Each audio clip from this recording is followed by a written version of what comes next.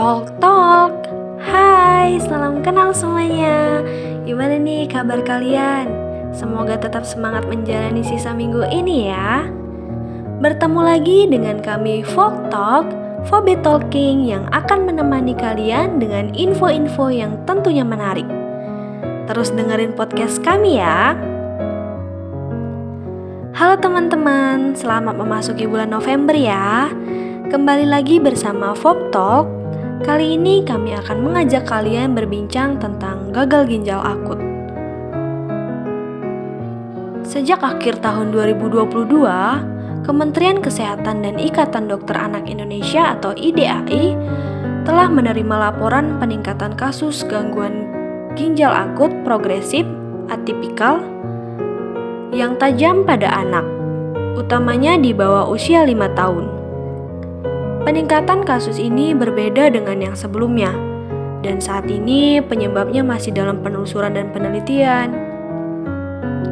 Kemenkes bersama BPOM, ahli epidemiologi, IDAI, farmakolog, dan Puslapfor Polri melakukan pemeriksaan laboratorium untuk memastikan penyebab pasti dan faktor risiko yang menyebabkan gangguan ginjal akut.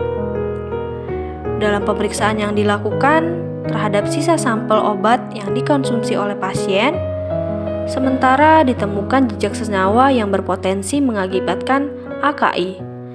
Saat ini Kemenkes dan BPOM masih terus menelusuri dan meneliti secara komprehensif, termasuk kemungkinan faktor resiko dan lain-lainnya. Untuk meningkatkan kewaspadaan dan dalam rangka pencegahan, Kementerian Kesehatan sudah meminta tenaga kesehatan dan fasilitas pelayanan kesehatan lainnya untuk sementara tidak meresepkan obat-obatan dalam bentuk sediaan cair atau sirup sampai hasil penelusuran dan penelitiannya tuntas. Kementerian Kesehatan juga meminta seluruh apotek untuk sementara tidak menjual obat bebas dan atau bebas terbatas dalam bentuk cair atau sirup kepada masyarakat sampai hasil penelusuran dan penelitian tuntas. Kemenkes juga menghimbau masyarakat untuk pengobatan anak sementara waktu tidak mengkonsumsi obat dalam bentuk cair atau sirup tanpa berkonsultasi dengan tenaga kesehatan dan yang lainnya. Sebagai alternatif, dapat menggunakan bentuk kesediaan lain seperti tablet, kapsul, dan anal. Berdasarkan data yang dihimpun pada tanggal 28 Oktober 2022, Kementerian Kesehatan Republik Indonesia melaporkan ada sejumlah gejala gagal ginjal akut misterius yang dikeluhkan ratusan pasien di Indonesia. Berikut adalah daftar gejalanya. Yang pertama ada demam, kedua mual, 3 kehilangan nafsu makan, 4 muntah, 5 malaise, 6 ISPA atau infeksi saluran pernapasan akut, 7 diare, 8 nyeri bagian perut, 9 dehidrasi, 10 pendarahan, 11 oliguria atau produksi urin sedikit, dan yang terakhir anuria atau tidak memproduksi urin. Saat ini, Kementerian Kesehatan Republik Indonesia mencatat jumlah penderita gagal ginjal akut misterius sudah mencapai 206 kasus yang tersebar di 20 provinsi di Indonesia, di mana sebanyak 99 diantaranya sudah meninggal dunia.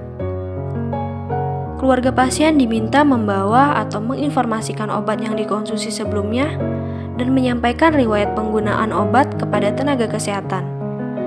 Sebagai langkah awal untuk menurunkan fatalitas AKI, Kementerian Kesehatan juga melalui RSCM telah membeli antidotum yang didatangkan langsung dari luar negeri.